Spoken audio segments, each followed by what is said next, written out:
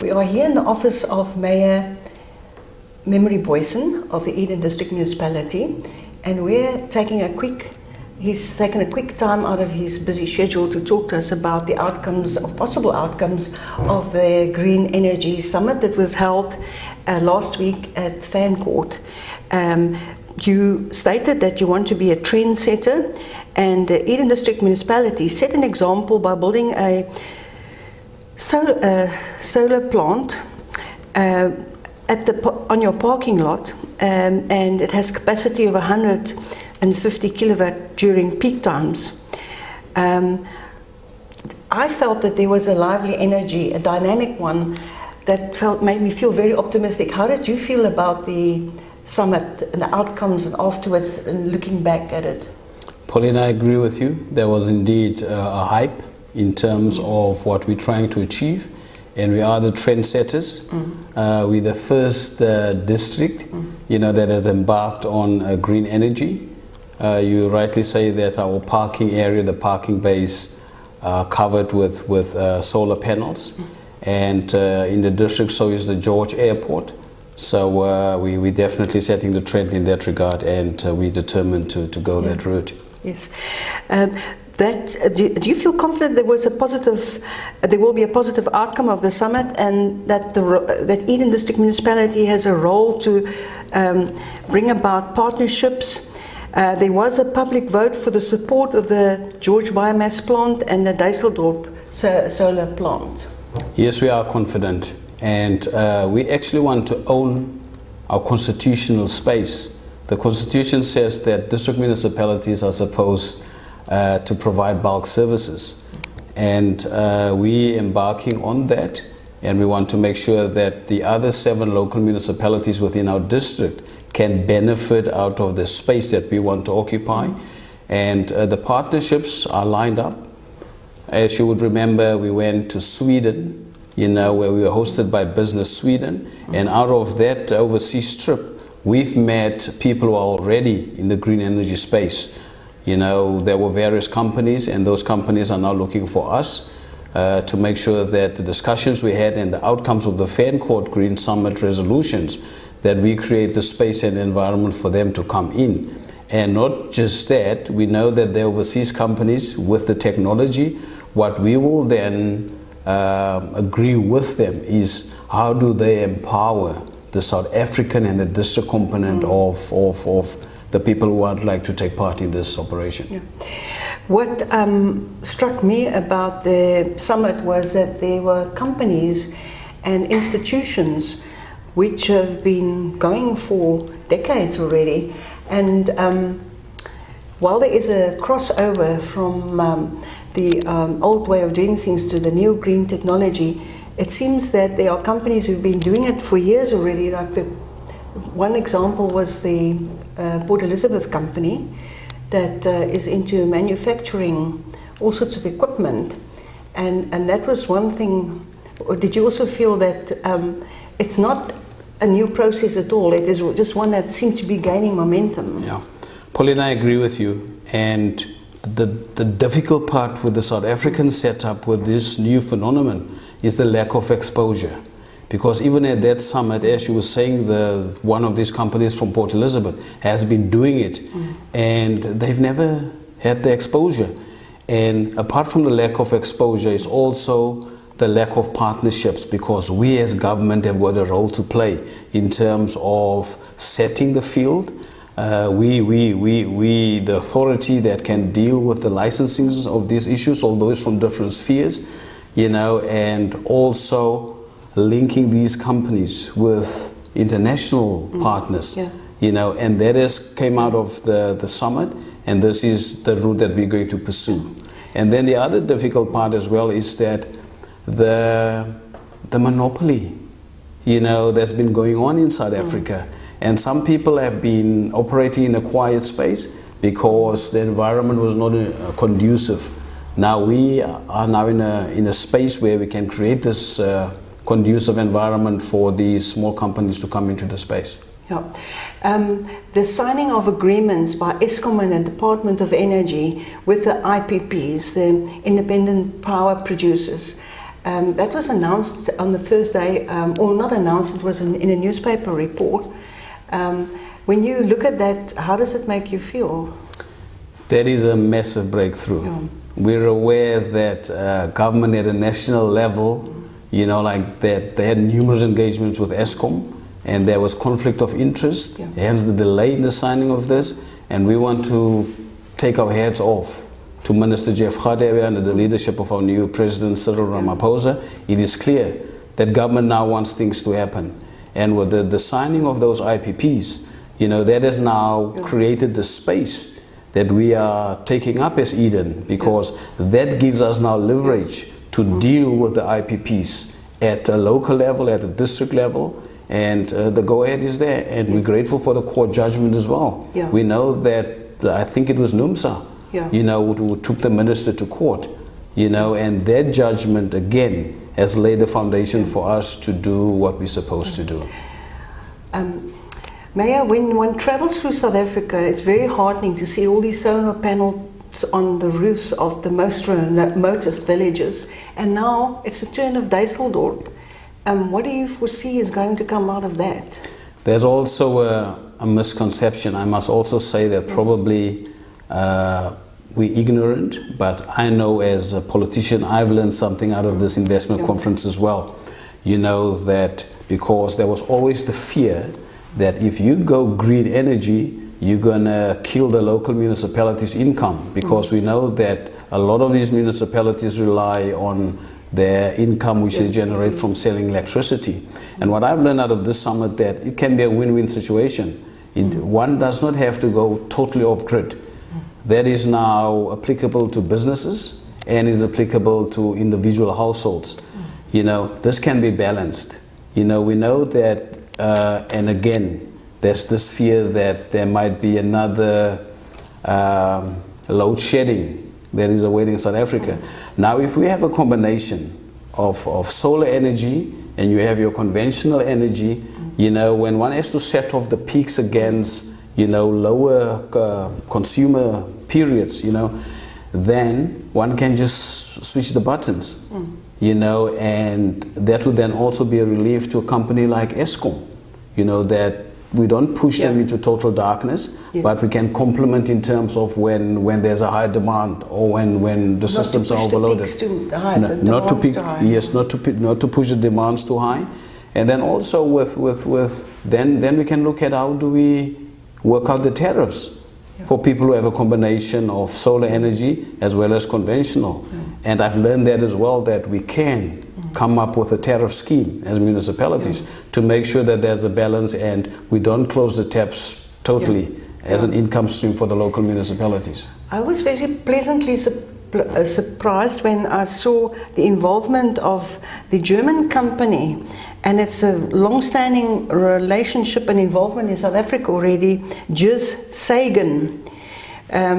They are experts already in the producing of panels and training of people, and maybe this should be a reason for optimism to think that there's generally is a working agreement in progress. No, definitely we're very optimistic, you know, but we need to give credit to SALGA, which stands for the South African Local Government Association, at a national level. They also had a national green energy summit, and we the first out of the blocks, you know, to piggyback on that, to bring that down to our level, where they've also actually engaged with the presidency. That has actually set the tone for all of these projects to unfold. And we take our cue from there. And I agree with you. With Guy Sagan, you know, they've been involved with George Municipality, and it also came to our attention as well that there are people who are sitting with equipment which are in storage because they weren't given the green light as yet in terms of how to put the equipment into operation. And now with all of the developments which has happened, the signing of the IPPs, the court judgments, and the IPP office at the national level would then communicate with all these role players in the energy market in terms of when can they roll out. All we now need to do as municipalities is to make sure that our council resolutions are in place. We don't take too long to make these decisions. If the zoning schemes aren't in place, that we fast track these zoning schemes, that we cut all red tape so that we can start laying out the infrastructure for the relevant players in the market. So you're talking about the George biomass plant that was waiting for another year for approval. That is one of the examples, yes. And then it's too soon to ask, I know, but you know, we journalists, we do that. No, for sure. And that is the domestic waste conversion to energy at PetroSA's industrial waste site. Is there any progress with this project, and are you at liberty to say anything about it? Yes, there's a lot of progress. And I'm going to start by saying again, we as Eden District Municipality, we will take the lead in that. It is a district function to create these regional landfill sites. And we've got all the approvals. The EIAs, we're in possession of that. We're in possession of the licensing. We've got all of that. We've bought the property where this plant will be built. We've engaged with all the 7 local municipalities, and on the 10th of April we actually made a presentation in the Provincial Parliament before the Standing Committee of Environmental Affairs and Planning, and even there we received commitment from that committee, you know, that they will assist us in whatever way possible. The only thing, Pauline, that is outstanding now is the costing of this exercise, you know, because all municipalities must contribute towards the costing of this. But we came up with the money to buy the property, which would then be shared, you know, amongst the municipalities that would use the site. And it's a matter now of each and every mayor and each and every municipal manager, including their CFOs, with their councils, to make sure that they now make provision for the total expenditure, the capital layout of this. But we're not just going to end there. We're aware that landfilling in South Africa is not sustainable, you know, and we're going to build the first cell, and phase 2, phase 3, or whatever the scope of this project would be, then we will make use of what we've learned out of this Green Summit, that we make sure that we turn waste into energy, we come up with biomass initiatives on the same site. And we're also going to engage with PetroSA, you know, hence our proximity to the refinery is to make sure that whatever new technology is needed to change from conventional landfilling to go into renewable, you know, then we know that the facility is right next to us, and then we'll take it from there. Yeah. So, yeah, it's more complicated than I thought, because I thought that it would be a burning of biomass going straight into the PetroSA plant, but obviously you have to create a separate unit for that.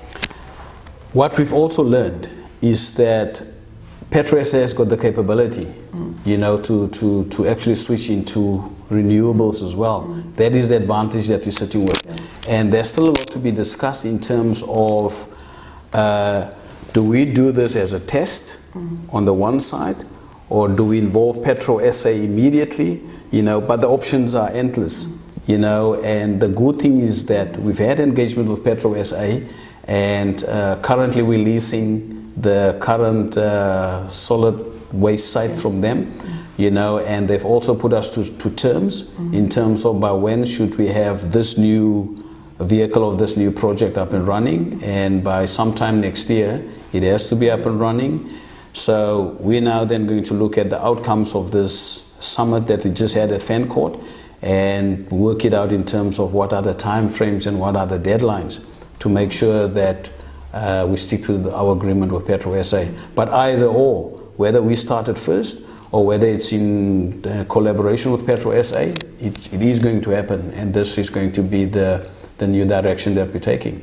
Would it be a pilot plant? Would it be the first in South Africa? It will definitely be the first of its kind, and I can also safely say that even this landfill site in itself is the first of its kind, where it is government being in partnership with the private sector, and some of the banks have showed an interest, so there are many models to look at, because if you look at any other landfill, regional landfill site, it's run by municipalities, either district, or it's run by a local municipality, or it's a combination of a district and a local. In our case, we have now involved the private sector, which is going to make it the first of its kind. And probably because of its uniqueness, we will then also put all these new technologies to work. It sounds fantastic. I don't know if there's time for this last question. Is the Water Service Provider Authority application, was it successful?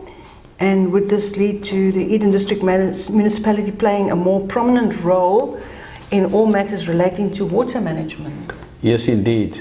Again, we're unique in the setup of what district municipalities are supposed to do. In the other provinces, the districts are water authorities, but none of the districts in the Western Cape are water authorities. The local municipalities are water authorities. But we've learned as a district, hence our application to the provincial minister to become a water authority to get accreditation, and through the provincial minister to the national government to give us the accreditation. We're sitting with challenges. And out of the 7 municipalities, the 2 most critical is Knysna municipality, in the sense that they don't have enough storage capacity for water. There is water in Knysna. The storage capacity is a challenge. And the major one is Kannaland. Kannaland, even if all the dams are full, it only equates to about 28 days of water. So that is a challenge within itself. And currently, they are flagged as red, and they don't have the manpower, nor do they have their financial resources to deal with this. And because of the Disaster Act, we can't just jump in and assist, So if we get the accreditation as a water authority, then we will then deal with these kind of challenges where we would go. We will assist where we can, but because of the current setup, they need to cry for help first via council resolutions, and the longer that takes, the longer it takes for us to intervene. And we don't just want to intervene, we want to manage the crisis for them, and we want to deal with all necessary interventions that is needed, because they run into day zero, because then at the end of the day, the people will ask, what did the district do? Because it's a constitutional mandate. So we want to execute our mandate before any of the municipalities gets to day zero. So I suppose the finances is the biggest problem, because you can build desalination plants and do any number of things if you have the finances. Yeah, no, it is true. But I've also been advised as the mayor of the district, in the portfolio committee, which we've had on the 10th of April, that we should not just look internally for funding. One should look at international funding, and this is something that I'm going to trigger because we did that for the regional landfill site, hence our trip to Sweden. I'm now going to tap onto the same context to deal with the water crises as well. Yeah, that's very interesting. And then I think I foresee that if you do get this go ahead, then it would also maybe entail having a water court for disputes and pollution, and taking on some people that are using our water resources. Yeah, Pauline, I want to be optimistic. Although the courts, have a role to play, but I do believe that if we bring everybody on board, like you go as they call it, the triple P, government in partnership with the private sector, and then even extend that further, and not just leave that at the business level, but bring it down to a ward level, where the water users can understand the dynamics, on how water runs and determines an economy. And if we have that, cooperation, and I think everybody will just play their part. Yeah. And then also if the municipalities can have their bylaws in place to deal with transgressors, because it's human nature. You will find some transgressors, you know. And if we have our bylaws in place, then I foresee a good working relationship going forward, you know, and then also having an engagement in terms of how we're going to structure our tariffs, you know, because that's the major part of it. Is it going to get more expensive? Because we have now evolved and went into expensive technology. These are the kind of things that I believe that through engagements one can mitigate that. Thank you very much for your time, Mr. Mayor, and I think there is reason to be optimistic. Yes, we're all fired up. Thank you, Pauline.